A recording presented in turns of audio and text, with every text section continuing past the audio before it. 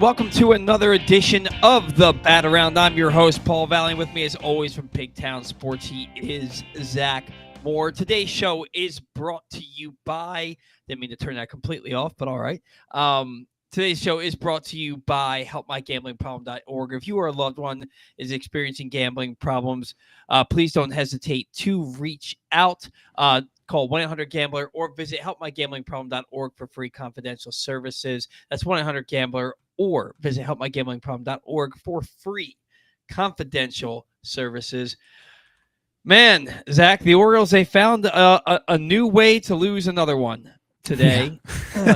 They go into the ninth inning. They're up 2-1. First of all, I mean, we knew that losing Ramon Laureano and Ramon Laureano, such a Baltimore accent. We knew that losing Laureano and O'Hearn was going to have an impact.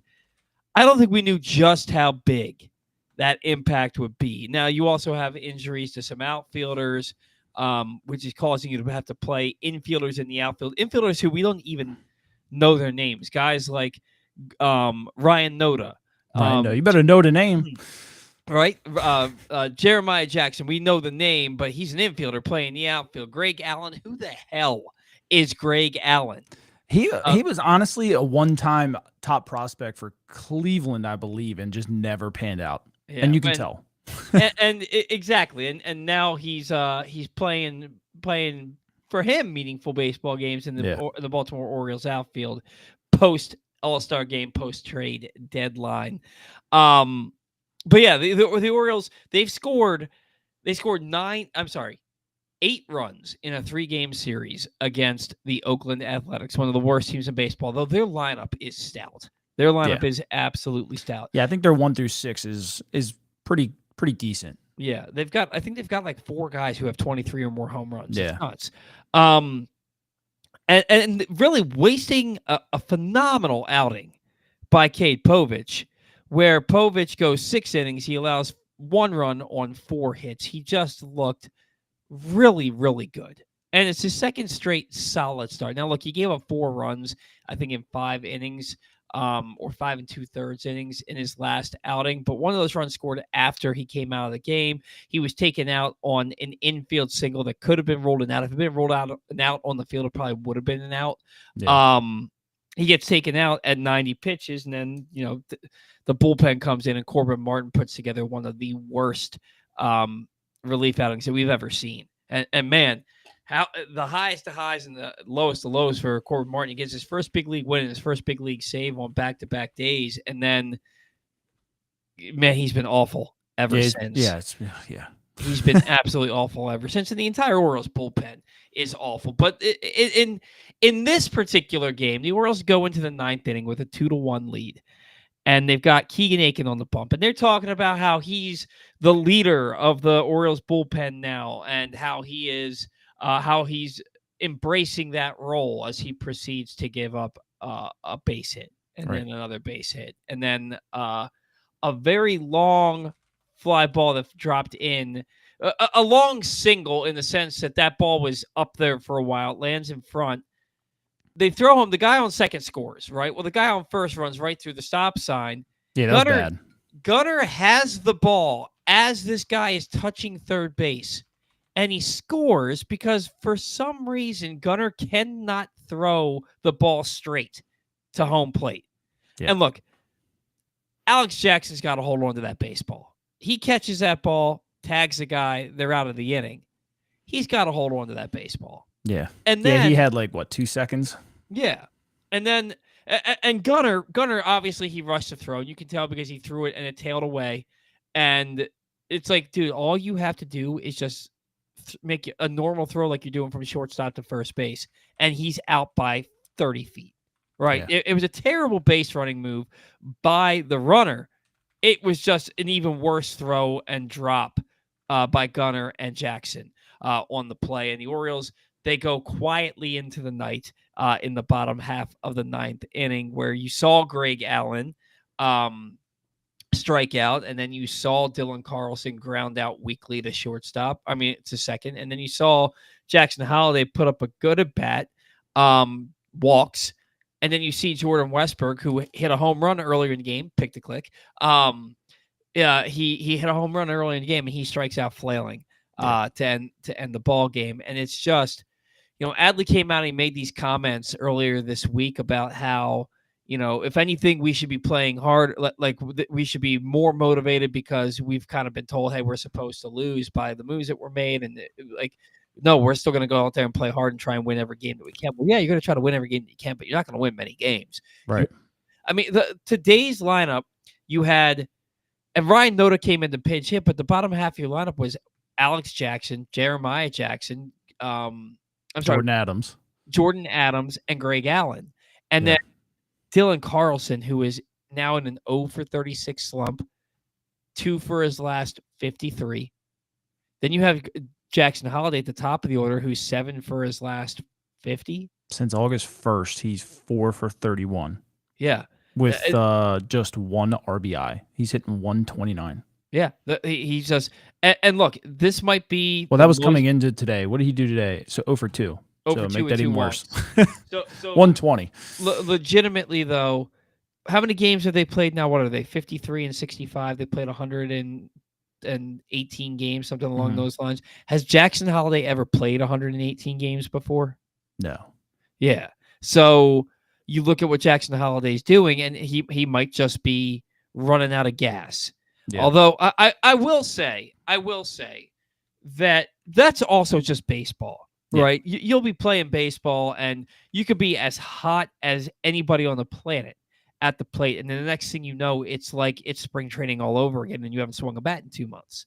So that absolutely happens. But when you have the bottom half of your order being guys like Ryan Noda and Jordan Adams and Greg Allen and Dylan Carlson and who was the other guy? Jeremiah Jackson. And then you get you turn it over, you get to the top of the order, and you have Jackson Holiday sitting 121 in August.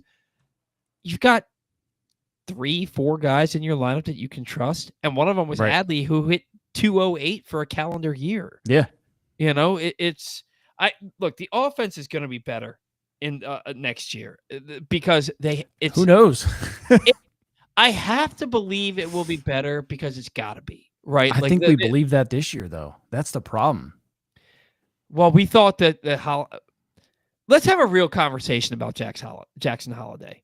He's going to be a great player, and he's had a decent year. Decent. I feel like it could have been better. It could have been better. I feel like it was going to be better. And there was a point in the season where it looked like he had really figured it out.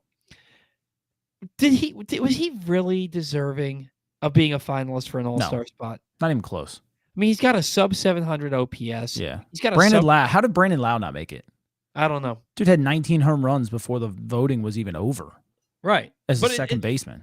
It's Jackson Holiday. His father was a 7-time Silver Slugger, a 7-time All-Star, one of the two. He either 4 Silver Sluggers or 4 All-Stars and vice versa with the 7. Yeah. But his dad, he's a former first overall pick. He's only 21 years old. It was a sexy pick, right? But probably not deserving. I do believe the Holiday will get better and better and better. I have some issues with this swing. I think he just opens up way too much. I don't know how much coverage he gets on the outer half because of how much he opens up. I don't think he sees enough pitches, and it's crazy because he walked a lot in the minors, but in the majors, and maybe that's their approach. Maybe they're like, look, you're going to get one good pitch, and it might be the first pitch. Go up there hacking. Maybe that's what they're telling him to do.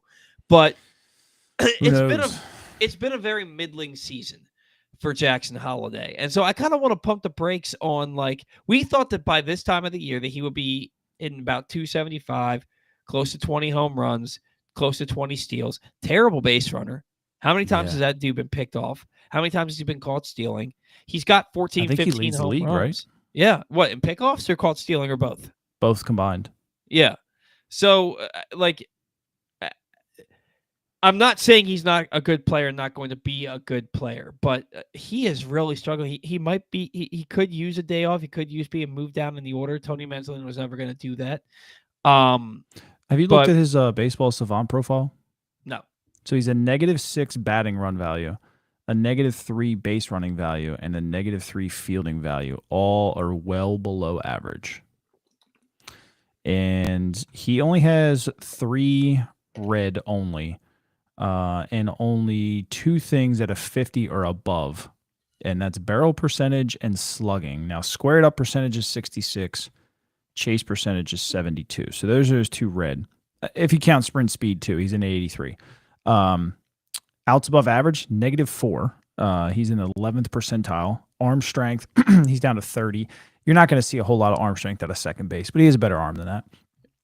Walk percentage, bottom 15 in the league. K percentage, 37th percentile. Whiff, 35th. Like, he's bad. He's like, we hyped him up. He is not having that great of a year. It just could be better. I mean, 251 for a 21-year-old with 14 home runs. It's fine. And like you said, below a 700 OPS, there's a better player in there that we just haven't seen yet. Right. And I feel like that better player is there right now. We're just not seeing it. And there have been moments this year where he had some extended stretches where he looked like that dude. Where, like I said, it looked like he had figured it out. His batting average at one point in June, I think, got up above 270. You know, and right. I think a couple of things that they have to work on in the off season is just kind of like stepping straight towards the pitcher. Stop opening them up. Yeah. Stop opening up so much, and take your pitches. Work your at bats. Yeah. If you're going to bat leadoff for any team in the big league, you've got to learn how to work a count and tire out a pitcher. But you're hacking way too much. Too much. You know, and do you think that there's any chance that he's maybe gotten a little power hungry? That it's like a domino for the Orioles. And we've talked about it before with Cowser. I mean, Cowser was just a good contact. He was an elite contact hitter through college, all through the minors. Now he's can't make contact. I don't know if they just want to live and die by the home run. We complained about it last year. It's becoming more evident this year. It's possible. I mean, I sat behind him plate today, and I thought his stance looked a little weird. And I was just watching a couple of his old clips on Baseball Savant, and he had that toe tap, which was fine, but he would like tap it and then finish his stride. And today it was like he would tap it and kind of just roll on it. Like he wasn't getting that second step like he normally was. So I don't know if things are getting rushed for him right now. I don't know if, like you said, he's not used to playing this many games. He's getting tired. There's a lot of variables at play right now, but I mean, we just look across the season. Like, the only thing we can really say is these guys are just underperforming. I mean, the excuses are valid for a lot of these guys, but at some point we got to call a spade, and they're just not doing what they're capable of doing. Right. And whose fault that might be, I blame a lot on the coaches because I know that there's better players in there and they're not getting it out of them, but we might have to start blaming the players a little bit more too. Right. And before we get into that, I want to remind everybody today's show brought to you by Glenn Clark Radio. Miss anything from Glenn Clark Radio this week, including conversations with Trevor Rogers, Rob Woodson, and Buck Showalter? You can find those and many more in the Glenn Clark Radio Week in Review feature at PressBoxOnline.com. And as always, watch or listen to GCR every Monday through Friday at 10 a.m. at PressBoxOnline.com/radio or right here on PressBox's Facebook and YouTube pages. Gunner's terrible throw to the plate. Yeah. Jackson not squeezing and getting the tag on him. It makes me. I had a couple of people say to me, they don't work on it. Do you think that that's the case, or do you think it's another instance of Gunner kind of shrinking in a big moment? What do you think it is with that? Because it is egregious how much Gunner struggles throwing that ball home on big plays like that. I think he just tries too hard, and I'm not going to say that they don't work on it. Every team in baseball works on it continuously. That's another story, because I mean, I played a couple of years and we didn't work on that continuously either. It was usually just in spring training. At that point, you should know what you're doing between Gunner throwing the ball and the catcher catching the ball. Spring training, that's more to kind of just get that rep back in, because not everybody has a nice indoor facility to work on that kind of stuff. He just rushes. I mean, we saw it last year. He rushed throws at shortstop. It's all mental for Gunnar Henderson. Yeah. At the plate, in the field, base running, it doesn't matter. He's so competitive that I think he just overthinks himself on almost everything. and it's something that he's going to have to get better with age. He is still young. What, 23, 24? 23, yeah. Yeah, so I mean, no, 24. I think he's got to be 24 by now. Yeah, he's probably 24. So I mean, I just it's mental with him. As with it, I think it's a lot of guys too, not just him. So I don't know. It's exhausting. I don't think moving him positions helps anything. No, because it's just who he is. He's going to make fantastic plays wherever he plays. It doesn't matter where he plays. Third base, shortstop, put him to center field. It doesn't matter. Gunnar Henderson he's a gamer. He's going to give you 110%, but he's also going to screw up. Yeah. Because he's giving you 100%. Sometimes baseball can be played at a very high level, not at 100%. And I don't think Gunnar's kind of quite figured that out just yet. Well, the guy hasn't made an error at shortstop in like 2 months. Yeah. Right. He's played some very good baseball. He's hitting the ball. He's got 16 stolen bases now. What is that? 14, 15 home runs. The home runs are down. They're down, but everything else looks good for Gunnar. The defense is the area that he's made the biggest improvement in, but it's still these throws, these relay throws, trying to get somebody at the plate. He just has not looked good doing it this year. And then when he did make a good throw, Sanchez dropped it, So yeah. It's been the story of the year. Yeah, it's the whole season has just been a lost cause. They've played some bad baseball, and then I look at some of the comments that like Tony Mansolino makes. You got to keep that guy away from a microphone. When it comes to like Kobe Mayo, right? And I did a spot on the Fan yesterday, and I was talking about how Manzolino said, like, he basically when he talks about Kobe Mayo, he talks about him reaching his potential not as a matter of when, but as a matter of if, right? Like it almost seems like he doesn't like. Maybe they think there's a maturity issue with Kobe Mayo. I'm surprised we haven't heard Manzolino just say if he ever gets his head out of his ass, he's going to be a really good player. It seems like that's what he's trying to say. And then we hear Mayo saying, shock me. And then we hear Mayo saying, like, the coaches will come up to me and they tell me, yeah, you suck today, but you're going to be out there again tomorrow. I don't believe that the coaches say that you suck today. But I do believe what they're telling him is like, yeah, today maybe didn't go well, but we're still going to give you every bit of run to go out there and play. But it's just the wording has been strange, and it just kind of makes me wonder what the he's always been a very, very like direct person. He's never been one to beat around the bush. Like I've kind of like watched his Instagram tags, titles over the years, how he's interacted with certain people, what he said on Twitter, and then like he gets it to you straight. He was not happy going back to Norfolk, and Connor Norby wasn't either. That year that he got traded, he made a year 3 so glad to be back kind of like sarcastic post, and then later deleted it on Twitter. But I don't know if they like that. But sometimes you just got to let a good player be a good player. And if that's how they want to act, like, sorry about a player too. Not everybody's going to be a little robot.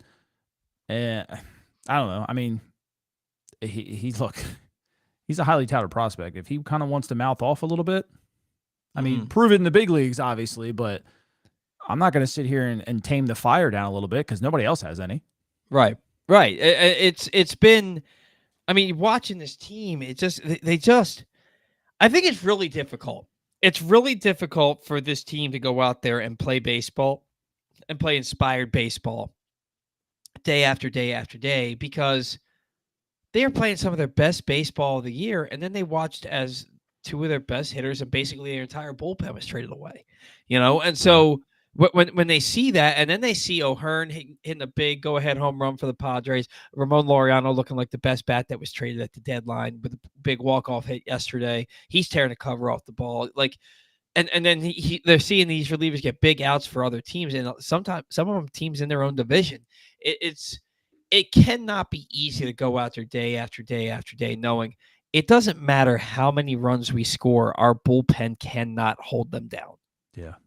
I can't imagine what that's got to feel like. And then on top of that, Zach, they've got 44 games left. 32 of them are against the Yankees, Red Sox, Blue Jays, Astros, Mariners, Dodgers, and Padres. And that's before you even consider, even though they're under 500, they got 3 left with Tampa Bay. They've got 3 in San Francisco, who's 4 games out of a wild card spot. It's going to be, I mean, they don't play another team with a losing record until Pittsburgh comes to town on September 9th. That's a month from now. Right. Like, this is a gauntlet. We talked about the gauntlet last year. This is the gauntlet because they're going to get their doors blown off. Mm-hmm. I mean, it's going to be tough for this team to win 70 ball games this year.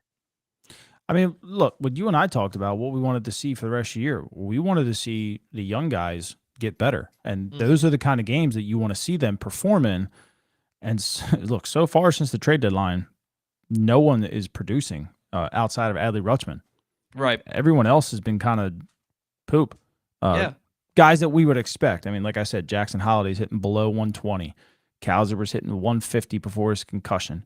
Westberg just hitting 233. Now, Westberg's hitting the ball well, I would say. Some of them are just right at guys, but still, 233. I mean, if we look at their OPSs, I mean, Adley is doing well, 891. Gunner's doing well, 845. His average is down, but, you know, Westberg's 615 OPS. Cowser was 440, and Holliday's 311. Like, yeah. And you expect these guys to perform well, and if they're going to carry that into those kind of games, I mean, yeah. And when you talk about Holliday, 311. 311. That's not even a good on base percentage. Right. And that's his on base plus slugging. It just goes to show you just how much this team is struggling right now. And I'll tell you, so I had a baseball game today. We made the playoffs, and I'm in there pitching the 5th inning, and the 5th inning I shut the team down. We ended up losing this game 21-1 today. 21-1. This team they're the best team in the league, and they always are. But I'm watching as I'm pitching in the 6th, and I get a pop-up. It gets dropped. I get a fly ball that gets dropped, a fly ball that gets dropped, a ground ball that gets booted. I'm throwing my arm out of the socket, basically. And when you're in that moment and you're watching your team falter and you're watching your team struggle, even in that moment, it is really, really difficult to find the juice to push forward. To find the juice to push forward and just play your best and play hard and try and go out there and win a ball game. And we're talking about, you know, like just like a game that doesn't mean anything. You know, these guys, they're going out there and they're playing every day, and they know that they're going to find they won't say it outwardly, but they're probably sitting there thinking, how are we going to lose this game today? It's human nature to, when your back's up, and it's not like their back's against the wall in the sense that they have like they've got to come out swinging because the playoffs are on their line. It's like their backs are against the wall because it's like, you guys are really bad this year, and everybody knows you're really bad. You're the biggest team in baseball, and you've played terribly all season long. Your guys got traded because you guys could not win baseball games, and half your roster's hurt. You know, and so like when you're beaten down and the blows keep coming, it is human nature to take a play off, to be like, you know what, I'm not going to hurt myself to try and win a game that doesn't matter. I just, you know what I mean? So it's got to be difficult for them to go out there and continue to try and play and win ball games when they're really not playing for anything. And they're tanking. It's been written on the wall that this team is tanking right now. You talking to the dog? Yeah, my daughter. Oh. I didn't see her walk in. I only saw the dog come in, so I wasn't sure. Say hi. Make it quick. Hi. Hey. She can't hear me. I know. I said hi. That's Mr. Paul. Hi, Mr. Paul. Hi there. Oh, well, that's the we're best gonna get part. back to talk some baseball, okay? No. Yeah. No. Hold on. I think she was saying O's, not no. But yeah, look, the team's they've got a brutal stretch to end the year. Their only respite is they get to play Pittsburgh, and I think they have another 3 games against the White Sox at some point. Now, look, maybe they could go out there and surprise us, and we are going to see some guys that get called up. Basayo's probably going to be here in a week or two. Beavers will be here in a week or two. It's Friday, I think, that they can join the team and not impact their rookie eligibility for next year, because it's 45 games, right? Yeah, I mean, I've seen people saying 45 days. 45 days active roster. So what those have to be careful. It doesn't happen often, but you got to be careful. If you pull them up on that day, because that's 15th is 44 days. Mm-hmm. If there's a natural disaster or any kind of weather event or something ungodly with, unjust people, anything could happen where they have to cancel a game and move it to the last day of the year. That's your 45th day. So I don't think we're going to see them on the 15th, just to be sure, because you don't know. You don't want to make that mistake. God willing, if you make that mistake, right? Because you can't send them back down come September. You will screw the franchise. So I would say the 18th, it gives them the 3 days just to be sure. 18th, what is it? Is that in Boston or is that in Houston? I think it's Boston. Well, let's see. So what do you mean it'll screw the franchise? So if you call them up on the 15th, right, in that 44th days, mm-hmm. And some ungodly thing happens where they have to move that game to the last day of the year, which has happened once in a while, not very often, but it has happened. That now is the 45th day, and now they lose their PPI, and they lose their rookie status because you're on the active roster for 45 days. Right. So I don't think they're going to play it that close. Norfolk plays till the end of September. Yeah. So they could send them back down in September. They could realistically send them back down if they have to. I don't think they're going to play it that close. Do you think there's a chance that they wait for Houston to come to town the following Thursday to call them up? That's what I was thinking. The 21st. Well, no, I was thinking the 18th in Boston. But they might wait to the home series to call both of them up. Yeah, you're going to be struggling to sell tickets by then. Yeah. They're already struggling to sell tickets. Yeah. What do you think about that? About the fact that this team is having the most disappointing season, arguably in franchise history, right? And then they come out and they're like, "Oh, we're taking away the 13 game plan. We're taking away the 29 game plan. We're doing a 3% hike in ticket costs. We're taking away benefits, some of these benefits from the season ticket holders. And they are doing a 10 game plan, but it's going to be in restricted sections. So there's specific sections that you can only buy the 10 game plan in. You cannot, then there's a 20 game plan, a 40 game plan, and you can't buy lower box seats if it's not an 81 game plan. It just seems like it's a slap in the face to the fans while they've watched a team that was supposed to have World Series aspirations limp and crawl through this season. I think they've been pretty disconnected pretty much this entire season from what the fan base actually wants. Mm-hmm. I talked about it on my Twitter. State of Maryland and Baltimore has imposed new taxes. July 1st this year, they went into effect. The Orioles got crushed with this. They're now taxing the 50-50 drawing every single night. The Maryland Stadium Authority raised their taxes. The food and beverage thing, their tax got raised a little bit. I'm pretty sure the contract for the food and beverage probably also went up. You're looking at roughly 15 to 20 million in taxes increase for next year, and they're only passing down 3% to the fan. It sucks. Don't get me wrong. It sucks. They are eating a decent bit of it, but look, I think the way that she worded it about inflation was wrong. Again, being disconnected with the fans. They go about things a little wrong too. I wouldn't have sent the email that I sent. I wouldn't have described it the way that sometimes transparency is best. You come out and say, "Hey, we got screwed here with taxes. We're going to eat a good bit of this. We need your help with 3%." Do you really think fans would complain about that if you were dead honest about it? Sure, some. But do you think the vast majority would be like, "Oh, that's bullshit," and like, and pitchforks ready to go? Like, I don't. Right. I don't at all. But I don't understand why people just aren't more transparent about things. No professional team is. I don't know. I really don't know. It's stupid to me because I think the 13 game plan was perfect for some people.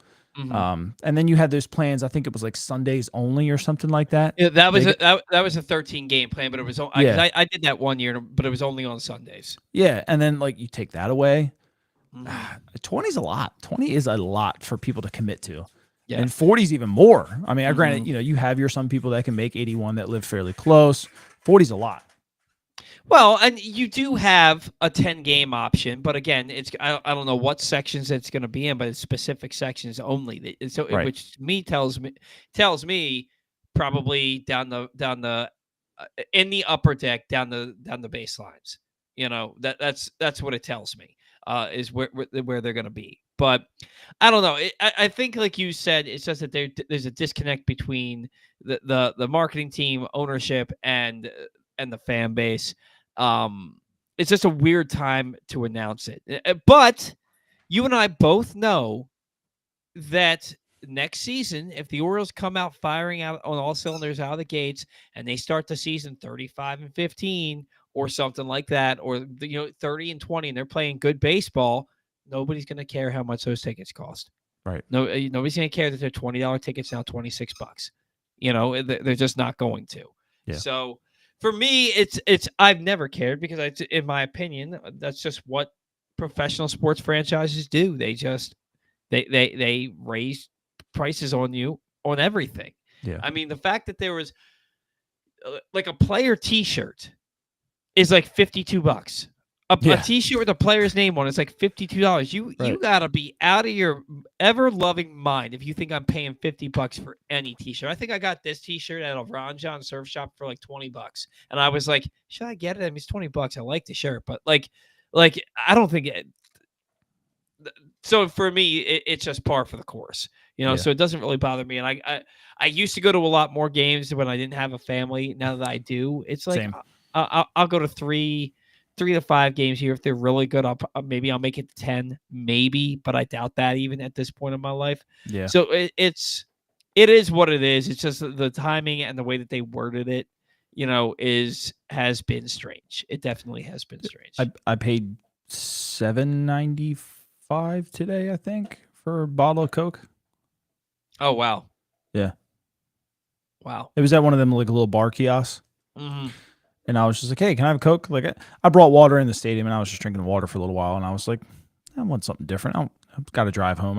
It was like 7th inning. I was like, I'll just get a Coke. Mm-hmm. He rung it up and flipped it around for a tip and I was like, wow. And he's like, yeah, I know. And I was like, wow. Like $7.95 for a bottle of Coke. I mean, right.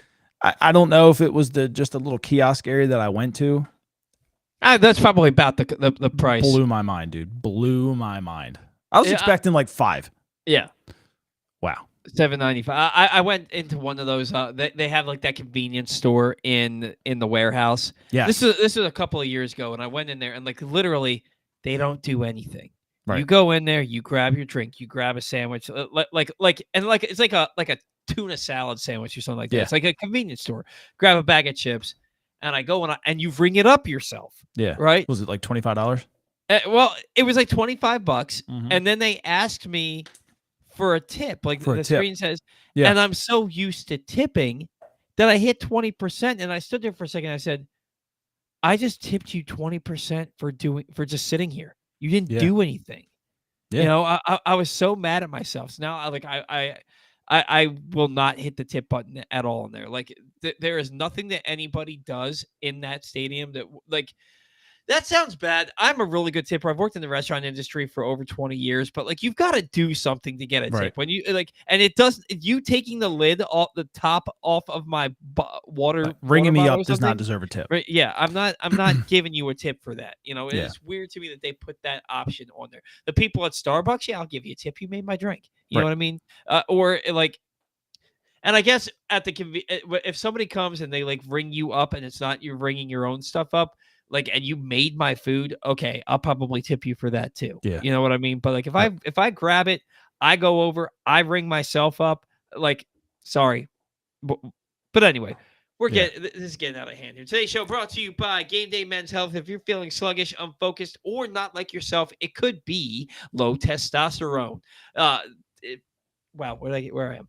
At Game Day Men's Health, they specialize in testosterone replacement therapy to help men boost energy, improve mood, and regain confidence. Our treatments, including testosterone cypionate, are safe, natural, and tailored to fit your lifestyle with weekly injections or pellet therapy. So call Game Day Men's Health at Owings Mills at 443-264-4454, Columbia at 443-266-3505, or Frederick at 240-931-3717. Or visit GameDayMen'sHealth.com and ask them about a complimentary testosterone test. All right, Zach. Moving right along here. The Orioles have a lot that they've got to do in the offseason. They've got a manager they've got to hire, probably a whole new coaching staff that he's going to bring in. They've got probably 4 different slots they've got to fill in their bullpen. They've got to get up. They legitimately have to get a middle of the order bat for this lineup, and they've got to add. In my opinion, they've got to add 3 starting pitchers, and 2 of them have to be worth their salt. Yeah, Let's start with the manager. How quickly do you think a manager gets hired, and do you think the Orioles are already interviewing candidates? You should be. I mean, I know a lot of people have been kind of asking why they haven't hired one yet. Mm-hmm. And I agree with it, but I also understand that like mid-season, your pool is probably not as deep. You don't really get the opportunity to interview Ryan Flaherty or Skip Schumacher right now. Your interviews would be like Buck Showalter or somebody else who's been fired previously. Mm-hmm. So I understand that sense, but they should be extremely aggressive the day after the World Series. Mm-hmm. If the guys that they're interested in don't make the playoffs, have that lined up prior, because I think you can sign coaches prior, just not players. Mm-hmm. Don't quote me on that. You got to be aggressive. I think you're right, though. I think you are right. Yeah, you got to be aggressive. Find the guy that you want, or find 10 of them that you want to interview. I think the bigger question right now is, if you're David Rubenstein, do you let Mike have this offseason, or do you think they're internally looking for a change? I don't think there's any doubt that Mike Elias is back next season.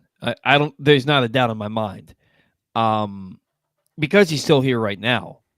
You gave him the deadline, and he's still here.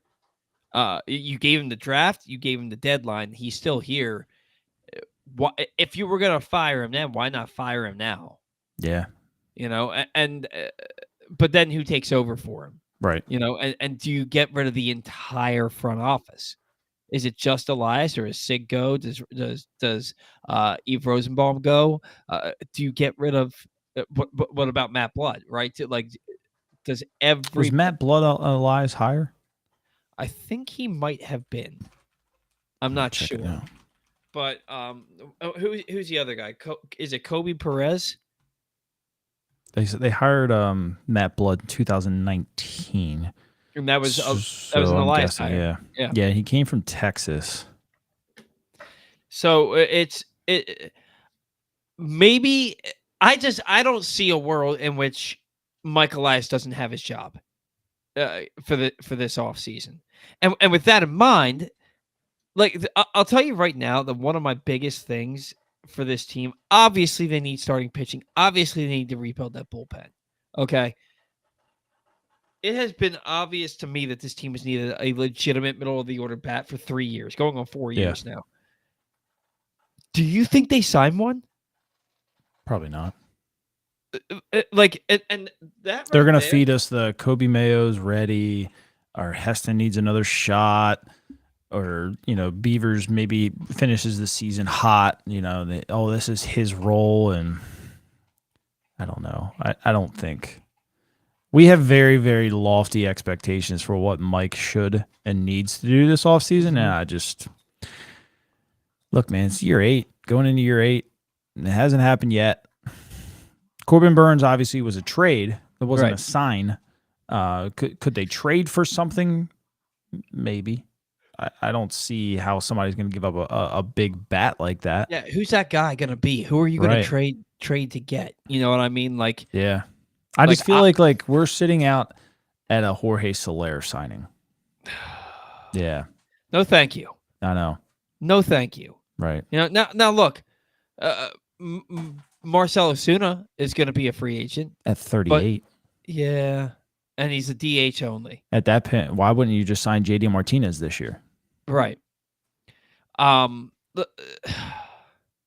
keep going back to Elias at the winter meetings. Why did you bring the wall back in? Because I wanted to sign Gary Sanchez and Tyler O'Neill. Like you did such a great job. like I'll never forget how giddy he was about that, and I'm just sitting Right. there like these guys aren't any good. And and in Tyler O'Neill's case, he's good, but he's never on the field. Like, and that's who he thought was like good signings. Now look, Gary got hot, but then Gary got hurt. And the story of the season for everybody else. I don't know that I have any faith in him to go out and sign a legitimate free agent. I don't Right. think he wants to.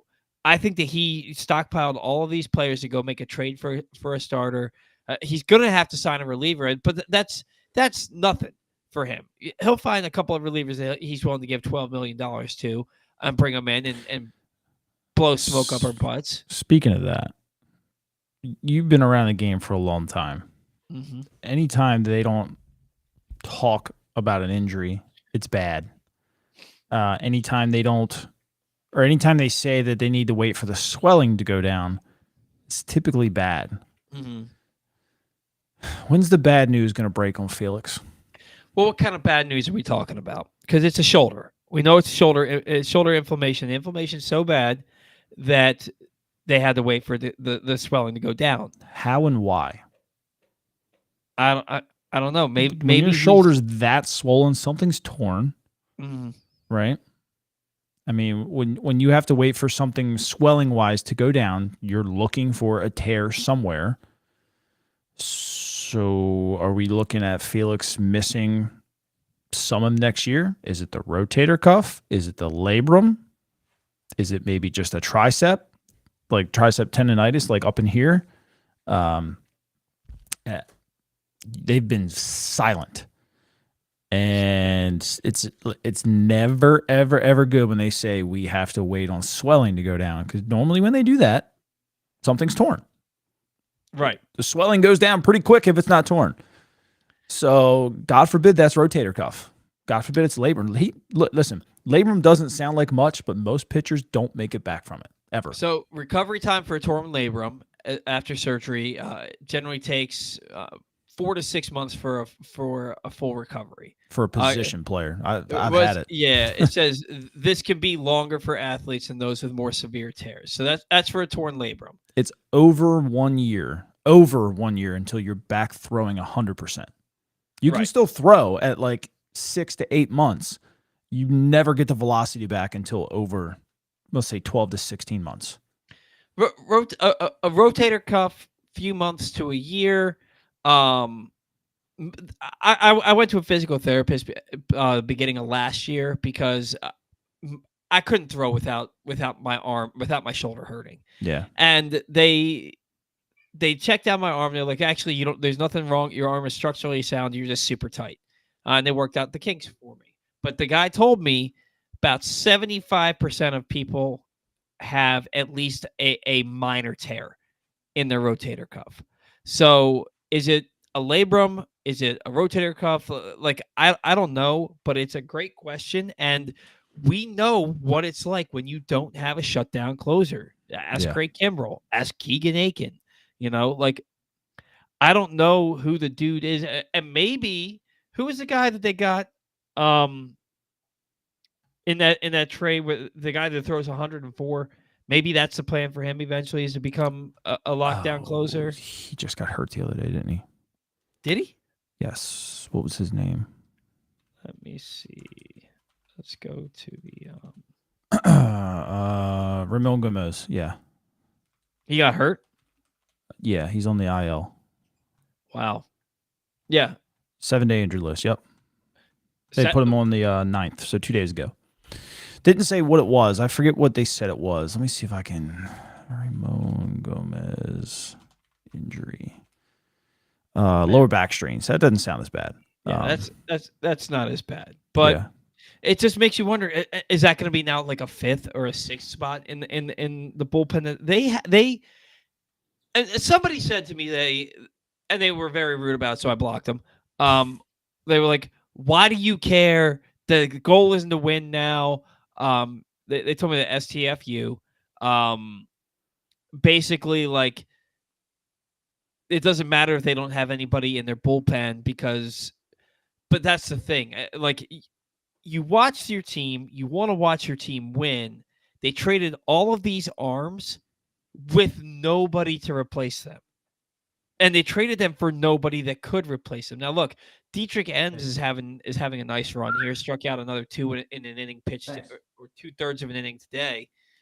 But they have they legitimately have nobody in that bullpen. The fact that we're talking about Keegan Aiken being the leader in that bullpen, they've got nobody. I don't know how they're going to get that many relievers, and that makes you wonder who internally are they going to put in their bullpen and try and sell us on this guy being a big piece of the bullpen. Who's that going to be? Because it's going to be multiple people. Cade Povich is pitching just well enough now they were talking about on the broadcast. So, like, if Cade Povich is suddenly a piece for you next year, that's huge for this franchise. Why is that huge for this franchise? It's huge that a guy who, generally speaking, will give you one good start followed by 2 or 3 bad starts it is suddenly a piece again for this franchise. Tyler Wells threw 4 innings of no-run ball. He's up to 8 1/3 innings of scoreless baseball in his rehab stint. I think he should be in the bullpen, but like everything I'm seeing now tells 4 innings of his shutout ball today. They are planning on him starting. Yeah, they are absolutely planning on him starting. They're so disconnected. They really are. Like, haven't we already tried this experiment? Like, are you setting him up to be a starter so you don't have to go out and sign another starter? Mm-hmm. Like, what are we doing? Right. The guy proved that he was effective in the bullpen. This is his 2nd surgery, I think. Don't quote me on that. He had Tommy John surgery when he was in Double-A back. Who did we get him from? Was it the Twins? He came from the Twins, right? I forget where he came from. I think he was with the Twins, and I know that when he was in Double-A, he had Tommy John surgery. He came back. He was a Rule 5 pick from the Orioles. They had him closing games the second half of, 2021. And then he is in the rotation, and he's thrown well in the rotation. 3 inning starts here, and then they were like, and he was so damn efficient in the rotation. There was like, he's through 3 innings at 30 pitches. Right. So he'd give you a 5 or 6 inning start and only throw 65 pitches. Then he gets hurt again, and he misses 6 weeks. Then he comes back and starts for Dean Kramer in that Labor Day series against like he's the opener, and then Dean Kramer comes in, pitches the next 6 innings. No point in me saying that. I just remember it. Then he starts the next year. He has the lowest ERA in the American League the first half of the season, and then he runs out of gas. And he can't pitch. He's giving up a bunch of home runs. The next thing you know, he's pitching out of the bullpen at the end of 2023, looking really good out of the bullpen. Then he makes 3 starts in 2024, and then he has to have not Tommy John surgery, but they put that internal brace in there.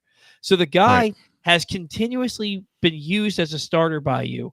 He gets hurt every single year pitching out of your rotation, inevitably ends up back in your bullpen, is lights out of your bullpen, and then you try to make him a starter again. The perfect word is what you said. There's a disconnect there. The guy is now 30 years old, doesn't have a ton of big league experience, but enough big league experience, enough track record to tell you that he is a legitimate reliever who can get guys out. He cannot be in your rotation because he will not make it through a full season. He will not do it. Yep. Yeah, so I don't understand it. I really don't. And what's the point in bringing him back to start this year? I mean, the only thing I can maybe think of is you're just trying to get his work in, going into maybe 26 or something like that. But if you're if you're going him and stretching him out 4 or 5 innings, he's not too far away from rejoining the team. Is he starting? Right. Is he starting? Like, you're going to go from 4 to 5 to 1? What sense does that make? Right. You know, he's not used to kind of coming in mid-game and warming himself up. No, he's used to having a freaking hour to get himself ready. Mm-hmm. I don't know. I mean, I don't want to complain too much, but it's just like, it's the little things that I feel like they just continually do wrong this year. Well, we see it on the field. The little things, fundamentals, little things. Like, haven't we earned the right to complain though? And look, I get knocked for this all the time. I'm too negative, or I complain too much. I complain about stuff that just shouldn't happen. Right. Fundamentals. Like right. And like, it's not, and somebody else said it. I've been saying this for years. Because with the Orioles, even when they're really good, it's not that they lose. I can deal with a loss 5-4 where it's been back and forth and they score 5 and you just can't get that fifth run home. Right. I can deal with that. I can't deal with the losses like what happened today. It's not that that suicide they squeeze lose. was so funny. Right. And I'm then like, I'm looking at it. I'm like, okay, that decent bunt there. I mean, might cause an and all of a sudden Jackson takes off from third, and I'm like, you were just standing flat-footed when the bunt hit the ground. What are we doing there? Like, there's a difference in a safety squeeze where your momentum is kind of going towards home, and you're getting a good secondary in case it's a good bunt. If not, you go back. No, he took like 2 steps and stood flat, and then was like, oh, that might be a good bunt. Let me run. It blew my mind. Blew my mind. We didn't see that on the broadcast. I know. I was so mad. So it wasn't even a suicide squeeze. No. Or maybe it wasn't. He missed the sign and just decided, well, I'm going to run. I think it was a safety squeeze. And you know what a safety squeeze? You get a good secondary, and if it's a decent bunt, you take off. And if not, you bust your butt back to third. He took his 2 steps, and he just stood there. And then the bunt went down, and it was like, oh, the catcher's coming out. Let me start running. I was screaming. Well, this Orioles regime has never met an infield ground ball that they don't want to send the guy on third home on. It's incredible. And the crazy thing is, and they've got to be like 1 for 79 with it too. That bunt only got like 8 feet down the line. Yeah, it didn't even go down the line, really. It was like he basically ran right into the bunt. Yeah. And then in Allen's next at bat with a runner on second, they had him try to bunt again, and he couldn't get it down. And I'm just sitting there. I'm like, what is happening? So it's not that they lose; it's how they lose. They find they had an 8-0 lead in Tampa Bay, and they lost. Yeah, and they didn't, and they got no hit the rest of the game. They scored 3 runs in the first inning on Friday on 2 home runs. Yeah. They got 1 hit the rest of the game. They scored 3 runs in the first inning on a Gunnar Henderson home run yesterday. And they didn't score again the rest of the game. Oh, I pulled some stats earlier. Since the trade deadline, the O's are 3-6. They've only scored 12 of 81 innings since August 1st. And they've only scored 1 inning of the entire game 3 times. Or they've been held scoreless twice. And the outfield was hitting 6 for 71, which is an 0.84 average. Speechless. Yes. Jacob Calvin Meyer put out a post today after the game. The Orioles started, and it was Dylan Carlson, Greg Allen, Jordan Adams, Ryan Noda, Jeremiah Jackson in the outfield this series. Mm-hmm. They combined to go 1 for 28.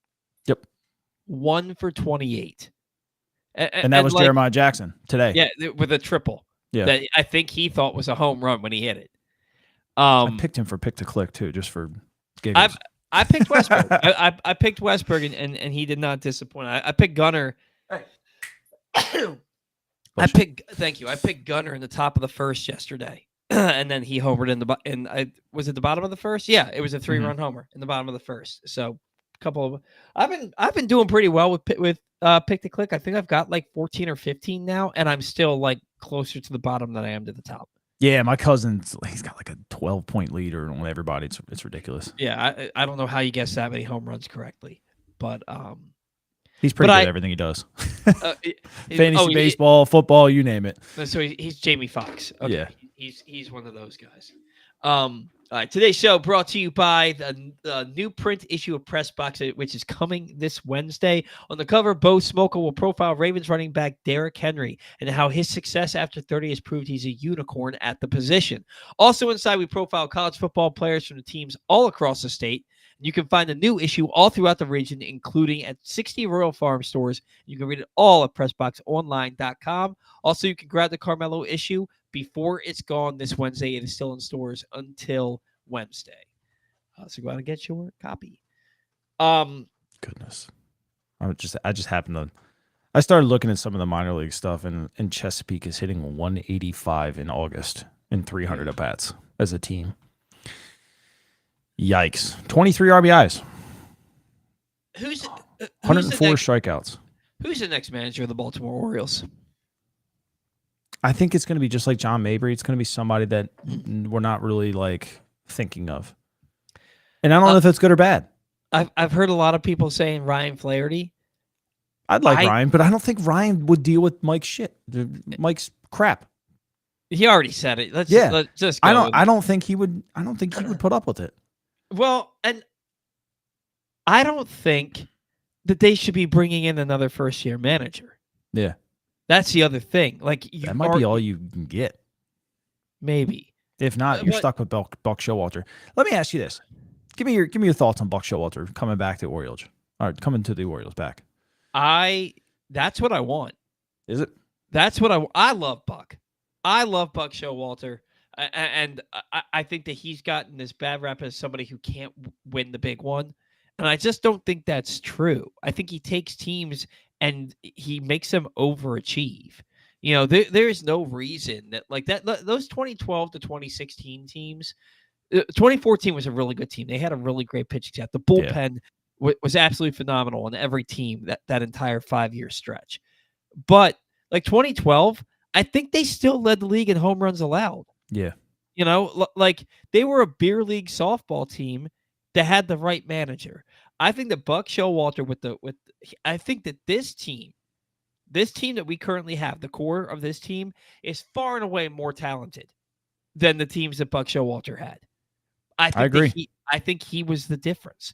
I think he was the difference, and I think that there's just something about him, the way he manages a game, the way his personality is before and after games and his press conferences, the fire. He will not hesitate to come out of a dugout and give somebody a piece of his mind, you know. And so for me, and the fact that he ended his tenure as the Orioles manager with a losing record because they lost 115 games in his final season, I think just absolutely sucks. I would welcome Buck Showalter back with open arms. He's the guy who I want them to hire. My question for you is, how realistic do you think that is? I don't know. I think the ship sailed personally. I agree with everything you said about Buck, and how I think he would help this team win. Mm-hmm. He's another guy. I just don't think him and Mike would get along. Buck he's an older guy. He's stuck in his ways. He wants to do things his way. Nothing wrong with that. But you got a young guy from Yale who wants everything done his way too. And I don't know if that would coexist very well. And when managers and GMs don't get along, it usually trickles down. And he didn't get along with Duquette. Well, who did? Duquette was an idiot. But I mean, he could turn these guys around. I think he could find a competent coaching staff. I think Ryan Flaherty would probably be on his coaching staff. I agree. That was his guy. That was his guy. Yeah. Which would be great. And I think he would probably keep Buck Britton, and because he coached him and he was in the system with him at the same time. I don't know. You also have to think, Buck's in his mid to late 60s now, right? 69. He's pushing 70 years old. Yeah. And so if he comes back to manage, he probably only wants to do it for a few years, right? Now, if he did it while grooming either Britton or Flaherty, that's great. That's what I'm getting to. Or even Trinos. If you have a Buck Britton or a Robinson Chirinos and a Ryan Flaherty, you're grooming your replacement. Yeah. And you're grooming them to not take your job, but to slide into your job when you decide to hang it up. I think that Buck deserves every opportunity in the world to go win a World Series before he's officially retired. Yeah. He is absolutely. You saw how loved he is in Baltimore. Then you see him. I posted the Jack Nicholson, the smiling and nodding from anger management. I posted that when I on a quote tweet of Rubenstein and Showalter talking at the Hall of Fame ceremony yesterday. I would absolutely love to see Buck come back. I'm not ruling it out until it doesn't happen.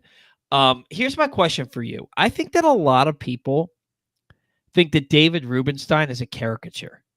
I think a lot of people think that he's just this happy-go-lucky kind of oh shucks, I don't know what's going on kind of guy. And I just don't think that that's the case. I think that there's a lot of people who have a very, very wrong impression of Rubenstein. I think that behind closed doors, Rubenstein's like, I've invested a lot of money in this team, and I told this fan base that I want to win a World Series.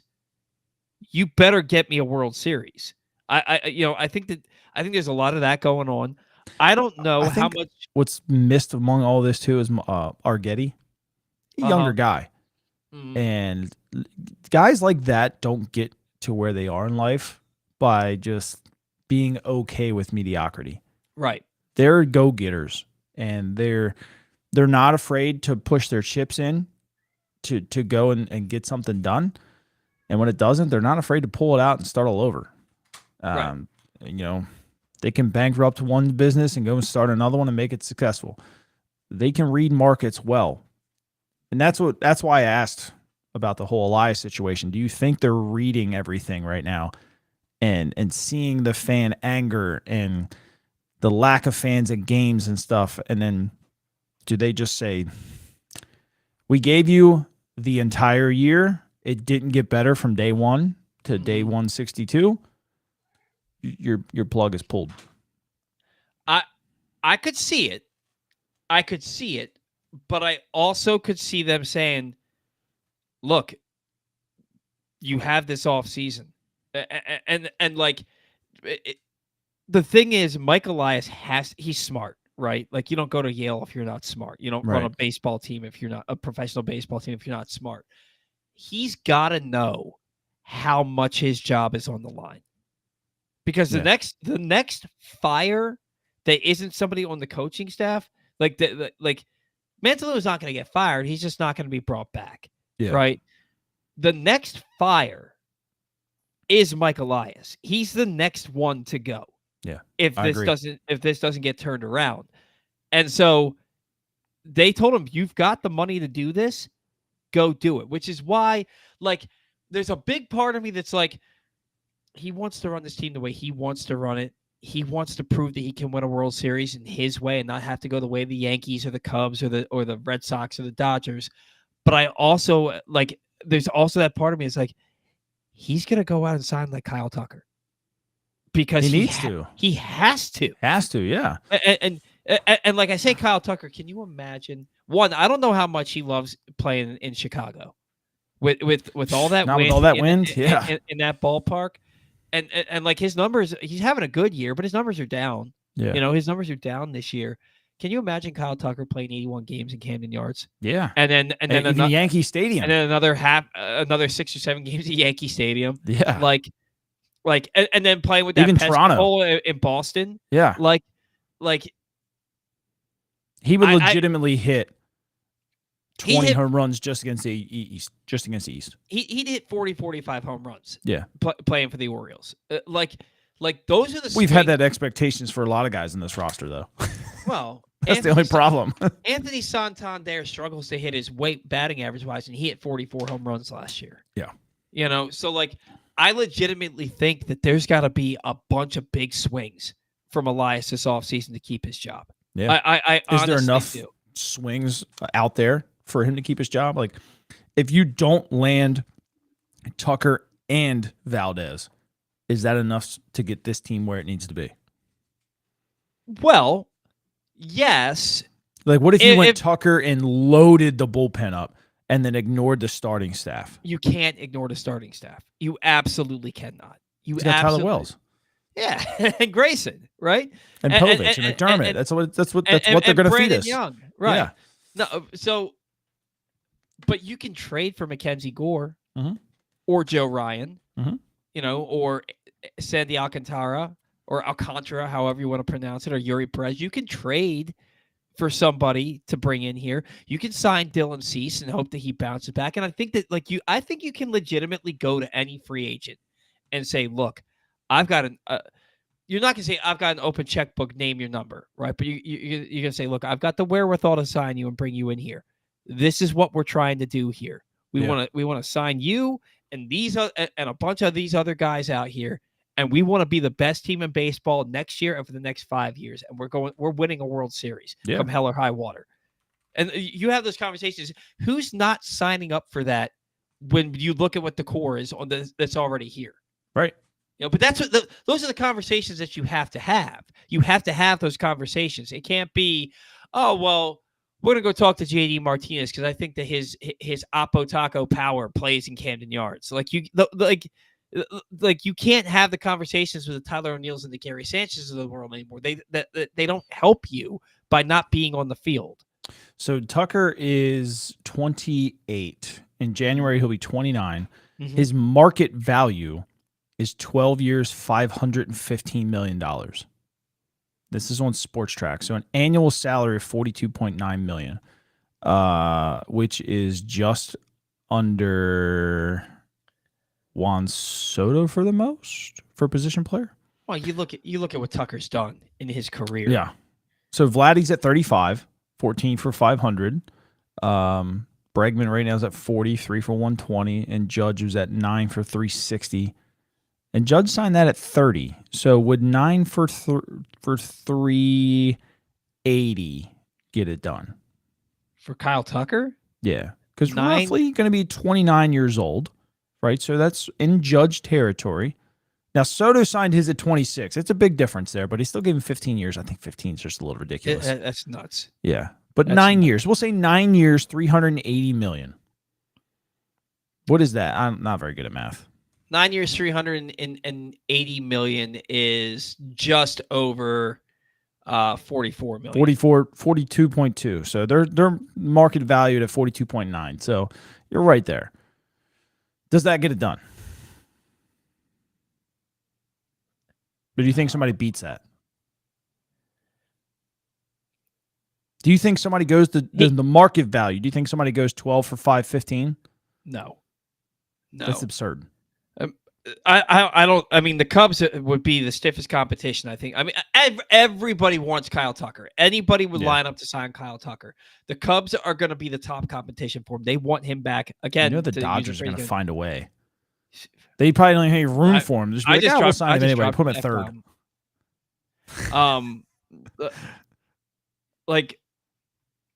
Look at his numbers. Look at his numbers. The OPS so plus. He's got a. Go ahead. He's got a 140 OPS plus for his career.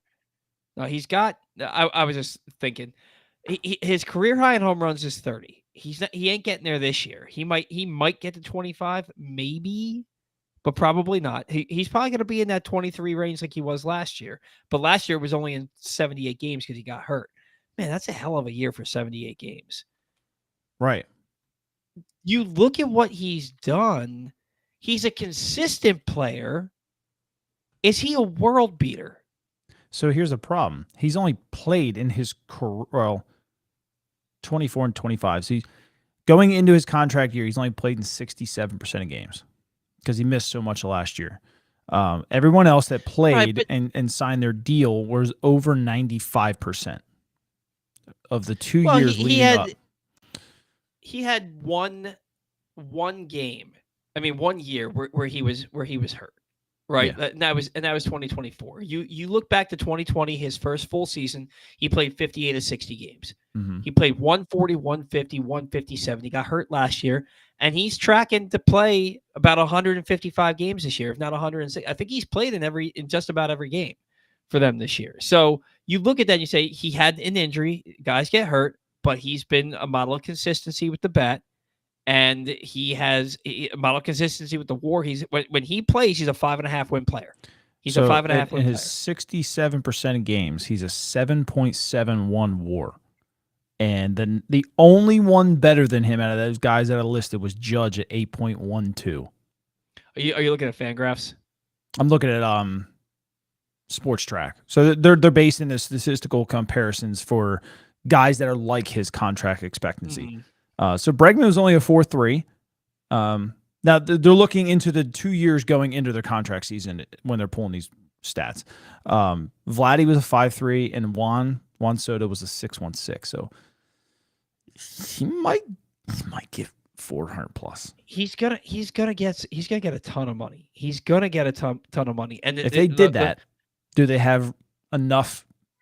You can't sign a bullpen and a starter if you're spending $400 million on Kyle Tucker.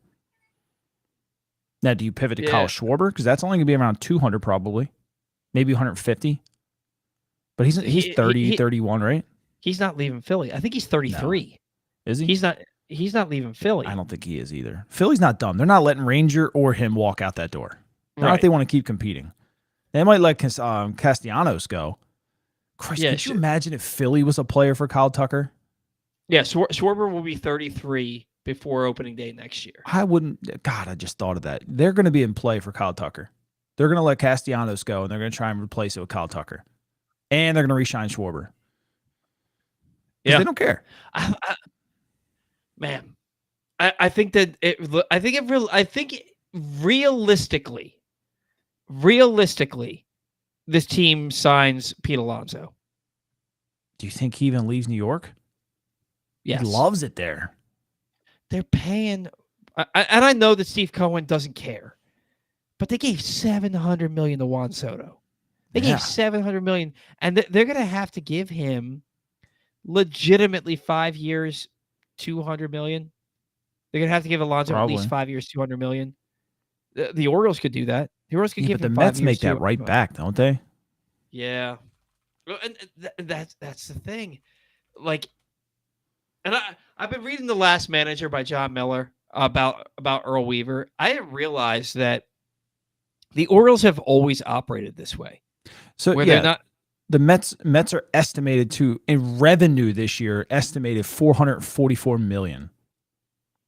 Wow. They don't care. You continue to do that every year. Like, these contracts are nothing. They don't care about that. Yeah. Well, way to ruin my Sunday night, Zach. Yeah. The Orioles aren't signing anybody. But so this is before taxes, interest, and all. So even after all that, you're still looking at, according to Forbes, would be an estimated $268 million in revenue. Yeah. That pays for 2 years for that pays for Pete Alonso. Yeah.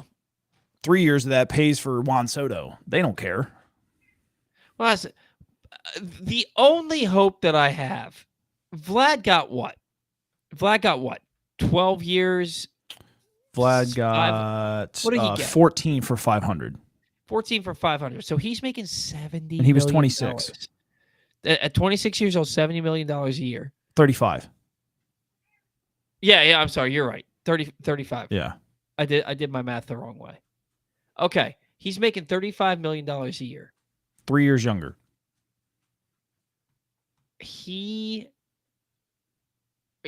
They're paying 35. He's not even going to hit 25 home runs this year. Right. He just hit his 19th today. You know what, though? Baseball doesn't care. Baseball doesn't care. They're a cash cow, and they're just going to keep spending money on guys.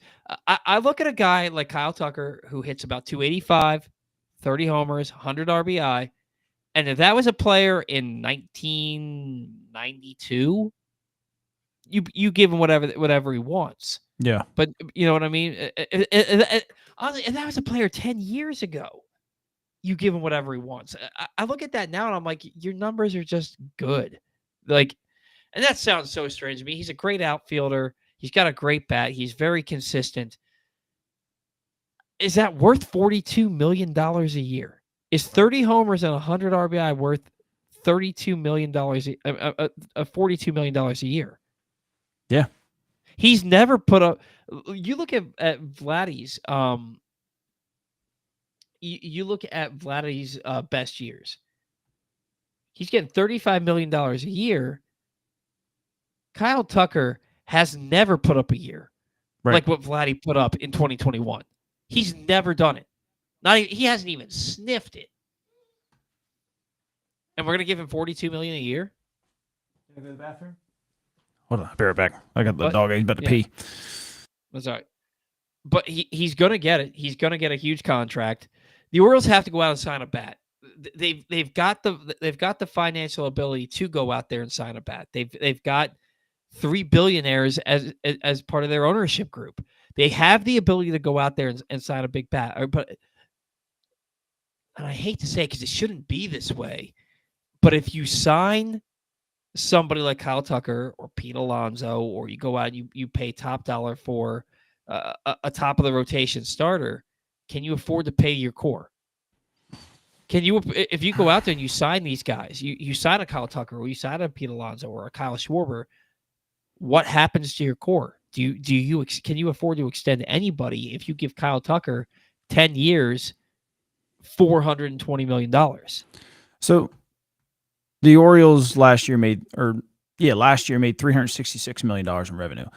Operating income was only $64 million. So a lot of that was dumped into the stadium, $171 million into player expenses. $66 million, $64 million does not give them the stadium. They got $600 million from the Maryland Stadium Authority for the stadium. But the fence they paid for themselves. Oh, that's true. That's true. So, and they're 12% depth to value. I'm reading Forbes right now. I don't even know what that means. But $64 million operating income. Does that even give you like the excitement to go out and spend money? Now, being a businessman, you know sometimes when you invest in something, your returns become higher when you put good money into it. But what if it doesn't? Right. What if it doesn't? Like, you tried this year, whether this be Mike Elias's fault or not, you can say the player expenses went up. The revenue is likely going to go down. I feel like fan engagement has just not been there like it was last year. So your operating income is probably going to drop into the 50-ish million. And you spent more money? Like, I don't know. This could be me thinking negative here. I'm hoping not.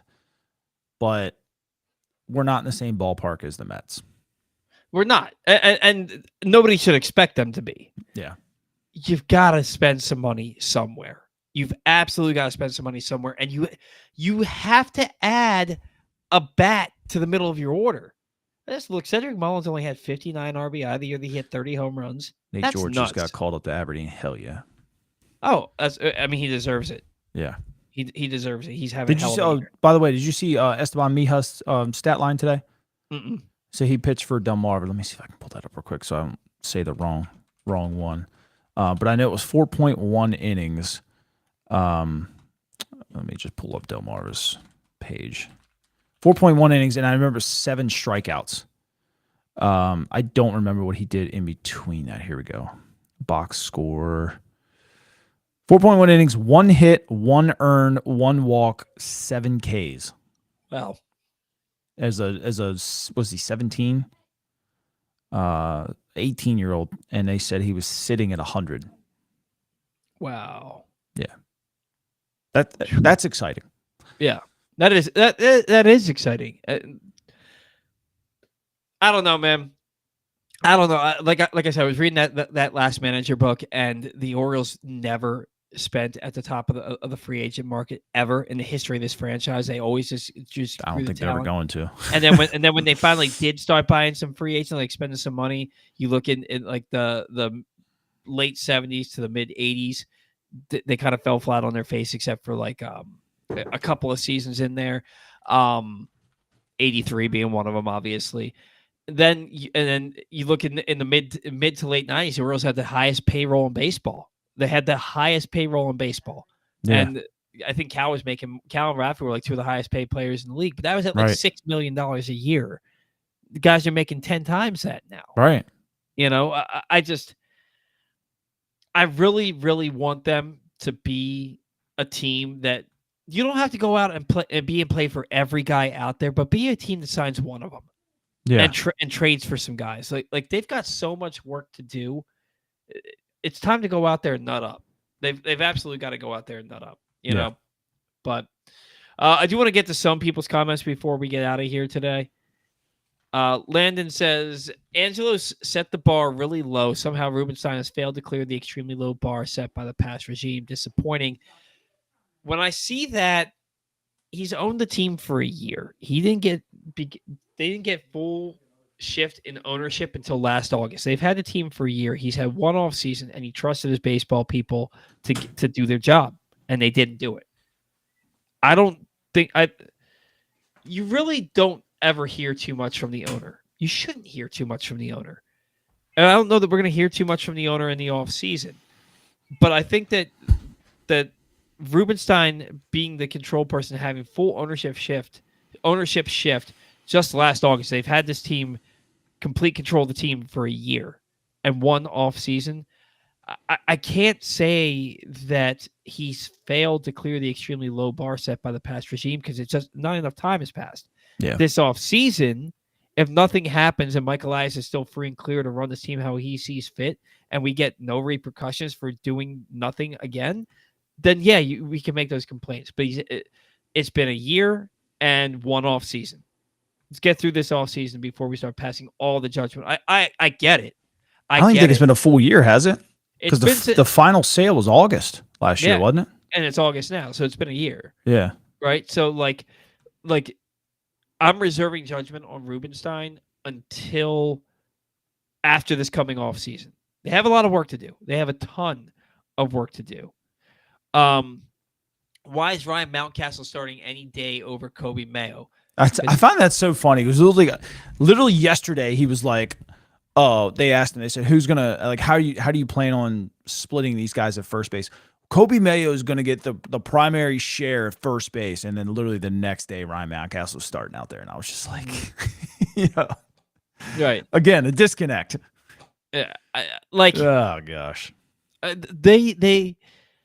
they've got to showcase him because they're going to try and trade him in the offseason, or they're going to try and trade one of these guys in the offseason, right? If not both, because I do think that Basayo ends up at first base for his career. I think he ends up as a first baseman.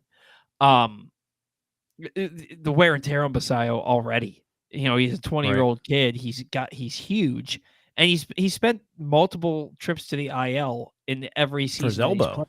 Yeah, elbow, shoulder, back. Like he's been on the IL multiple times each year. So I just don't know that he sticks at catcher. I just think the bat's too good to worry about him behind the plate, honestly. Like, just don't even worry about it. Like, you kind of already see him with Adley. When Adley DHs, he's just a better hitter. Like, if his bat is that good, just scratch catching. Just do it. Whatever. Creed's there. Creed's a good player in his own right, too. Just if you really think he's a generational hitter, just put him at first base, please. Yeah. Exactly. What's the rush to call up more players when the young talent already on the team is struggling? I mean, everybody just wants to see it. Yeah, and these guys, like, they've earned it. To me, I understand the whole PPI thing. It helps your team long term, right? So I understand waiting. Do I agree with it? 50%. The other 50% of me says this is a lost season. Get them up here. Let them go through their lumps now. Let them learn certain situations. Let them see what they need to work on all off season so they come out next year ready to roll. That's what I want the most rather than a first-round pick. But 3 years from now, 2 years from now, 5 years from now, whoever that first-round pick might turn out to be, I might sing a different tune, right? It's a tough call to make. It really is, because right now and 2026, if you want to compete, those two guys have to be ready to roll. You can't sit there and wait for them to take their lumps. But you don't know what you're getting 5 years from now out of somebody you could potentially draft in the first round next year. They could be a freaking outstanding ball player. It could be the next Jordan Westberg, right? That helps your franchise. It helps your team. It's just one of them stupid situations. And look, like you said, Mike's a smart guy. He went to Yale, and I think they trust their computers on that, and they see a chance for them to win more than just after a nothing year right now. Fine. It just is going to piss the fans off, and it is. Yeah. Mike Elias sucks at drafting. I don't think I agree with that.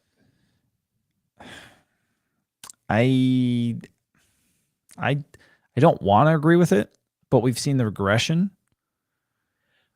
How much of that is on the coaching staff? That's what I don't know. I really don't know. Yeah, that one's tough. We'll find out. Let's stick on that for 1 second. We'll find out if Cedric Mullins turns it around and does really well. If Ramon Laureano continues to hit well and Ryan O'Hearn picks it back up because he wasn't hitting all that great before the deadline. If Soto really figures it out, if Andrew Kittredge absolutely shoves, then we start to get our answer. Some of the answer. I mean, these guys were the guys that fixed Ryan O'Hearn and took Ramon Laureano when no one else in baseball really wanted him and turned him into this kind of a trade, but it remains to be seen. I think how they finish their seasons plays a big part. We saw Austin Hayes this year play pretty well. But the flip side, you see Anthony Santander having the worst year of his career. So coaching matters. These guys aren't going to get to every single guy, but you want them to get to a majority. And I just don't know if they got to majority this year, if that makes sense. Oh, obviously they got Austin to Ramon Hayes. Laureano, but everybody else got worse. I do want to take a look at Austin Hayes real quick because he was tearing the cover off the ball in the first half. Is he sucking again? Let's see. He always sucks in the second half. I don't understand. That needs to be studied. The first half in 47 games, he had 287 with an 840 OPS, 8 home runs, four triples, 9 doubles, 37 RBI in 47 games. Second half, 181 with a 575 OPS in 20 games. Jesus. The guy's never put together a full season in his entire career. He had 365 in April, 254 in May, 231 in June, 247 in July. He is 2 for 25 in August, hitting 080 with a 115 OBP and a 235 OPS. That's worse than Jackson Holiday. So that makes you feel a little bit better, right? That somebody didn't leave. Somebody left and stayed par for the course. Right. So that makes you feel a little bit better, but it's tough. I see a lot of people say, like, what does Cody Ashley do? And I have those same questions myself, but I also have seen some guys get better and some guys get worse. So you just got to find a median. And right now, I don't think the median is as good as it needs to be. So Gregory Soto, 6 games is yet to allow an earned run with the Mets. He's got a .2 WAR with them. He had a .3 WAR with the Orioles in 45 games. Yeah. You know, he's lowered his whip. He lowered his walk per 9. 1 walk. I tweeted about it earlier. Everybody, he's going to blow up. Everybody does. Every bullpen guy does. But, you know. He didn't do that for us when we traded for him at the deadline last year. Right. He struggled. And like you said, is it on coaching? I don't know. You know, we'll find out in the offseason if they ask him. What's that?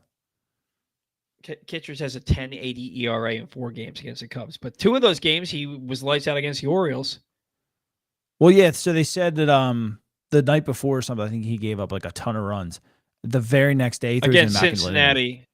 Yeah, there was an immaculate inning. Yeah, the he next did. Day. Yeah, against Cincinnati. He had in his last 5 games. Well, in his 4 games out of Baltimore, he has allowed no hits in 3 of them, in an inning pitched in each, and no base runners. The 1 game against Cincinnati, a third of an inning, 4 hits, 4 earned runs, 1 walk, 1 home run. So yeah, it was the 1 game. You know Laureano's tearing the cover off the ball. Let's see what O'Hearn's doing. Just because I'm interested. I'm interested to see. I know that he didn't get off to a great start with San Diego, and then he hit that home run. 188. He is 3 for 16 with San Diego in 7 games. 188 with 810 OPS because he has a home run amongst his 3 hits. And then Laureano, I know he's still tearing the cover off the ball there. 294, 1 home run, 8 RBI. So he's calmed down. He was 8 for 22, and he's just 2 for his last 12. Yeah. So he's slowed, which you knew was going to happen. He wasn't going to go 8 for every 22. Yeah. Every 22. I wouldn't say that Gunnar, Elias sucks just yet. Yeah. Gunnar needs to be a third baseman, followed up by Jackson should be a shortstop. Gunnar is amongst, if you go look, I'm pretty sure it would tell you that he's amongst the most elite defenders in baseball at shortstop this year. The guy hasn't made an error in it's at least 30 games. Now, don't get me wrong. Gunnar Henderson would be a fantastic third baseman. Fantastic. Absolutely. But like we talked about, I don't think it matters where you put him on the field. He's going to play the position pretty well. He just needs to learn the mental side of baseball. Jackson, in my opinion, doesn't have the arm strength to play shortstop. Not shortstop, no. Every day. Let's see. I feel kind of bad for Alex Jackson. My read is his mindset was as long as his throw is like a D plus, we've got this guy by a mile. And then the throw from Gunnar was a straight up F. I think that's fair. Yeah, and he was probably like, "Oh crap! This throw is really bad. I got to catch this quick and get back and tag this guy because he has to. We can't let him score." And he tried to tag him before he caught the ball. I think that was obvious. Let's see. The Birds are now 1 game better than the A's. Adit said, I saw a rumor that the Orioles were the most active team, and Keller talks at deadline. If they had traded and paid the remaining $55 million on this deal, would that be the most they paid in a trade? Probably, but in my opinion, he's a 3 or a 4. I wouldn't pay that. Like he's a solid 3 or a 4. I have no interest in him. Being I don't either. I don't even he's not an ace. He had 1 year where he was an ace for the first half of the season, but he's pitched like he's pitched like Dean Kramer. A decent, like a slightly better Dean Kramer. Yeah, like he's like he's a really good number 4. Like a really good number 4. Like I shouldn't say Dean Kramer. We'll say Zach Eflin when he's on. I think that's more of a fair comparison. Like when he has some really good games, and then he just has some that he just doesn't. Yeah. Do you agree with this? Mansolino doesn't like Mayo, and in particular, it seems like Mayo doesn't trust the hitting coaches. Do you think there's any accuracy to that? I wouldn't say that he doesn't like Mayo. I think it's more of that bluntness that just kind of nobody else has. So I think they kind of are learning how to coexist, if that makes sense. I think the second half is particularly true. They have talked about his unwillingness to want to change, and I think that he trusts his hands with that slight little, that little hitch that we talk about. But I think it has fixed itself.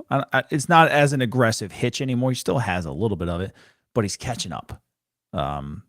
So I could see the second part being fairly true.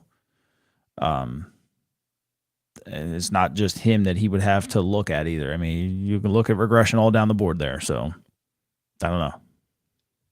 Yeah, and I said that the other day that every player on this roster has regressed this year, and I just don't see any way that these guys keep their jobs. That the coaching staff keeps their jobs. I mean, they're all going to go anyway because they're not going to bring in a manager and keep the same coaching staff. Right. It's going to be a new manager with a new coaching staff. Do you have a particular favorite that you want to be the Orioles' next manager? I don't know if it matters unless they get to set their philosophy from the top down.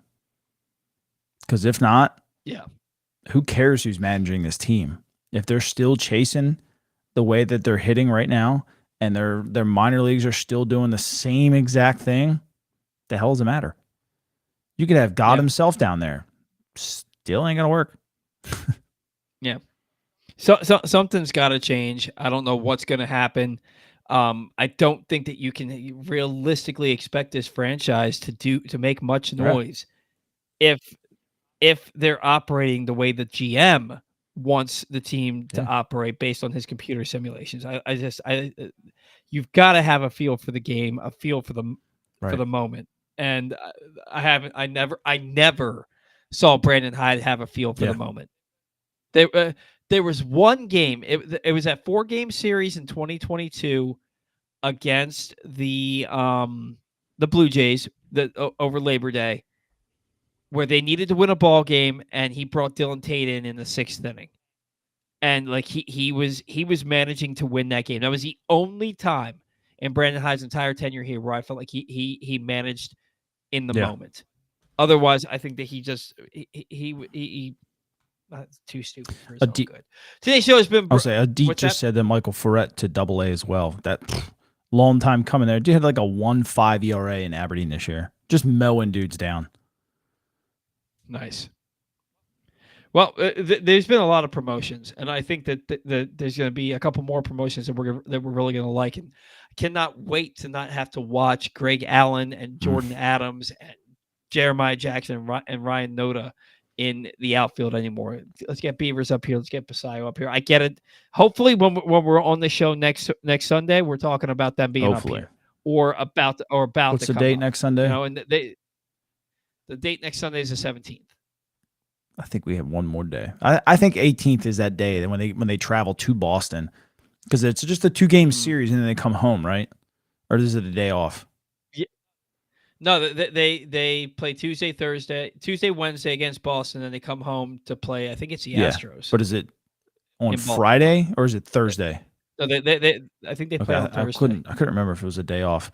I think they tease that in Boston. They get fans excited to see what they can do, and then they try to pack the yard that night. For sure. Today's show brought to you by County Sports Zone. All summer long, County Sports Zone is keeping you updated on the high school sports news. CountySports.zone is proudly sponsored by your local Toyota dealer and buyatoyota.com. You got anything else before we get out of here? No, I just same thing we talked about last time. And we need to see these guys that you are going to keep in 2026 that are in the lineup right now starting to contribute a little bit more than they are, because right now I don't like it. Been hearing the comments from Adley about we should be more motivated. I think guys are going to be more motivated. Comments from Westberg saying, basically it's time for us to put on our big boy shoes or big boy pants and go out there. How many times have we heard that this year? Yeah, how many times? Every single time, like every time the team faces adversity, we hear that, and then they still crap the bed. So all talk, little action. I want to see you walk before instead of hearing you talk anymore.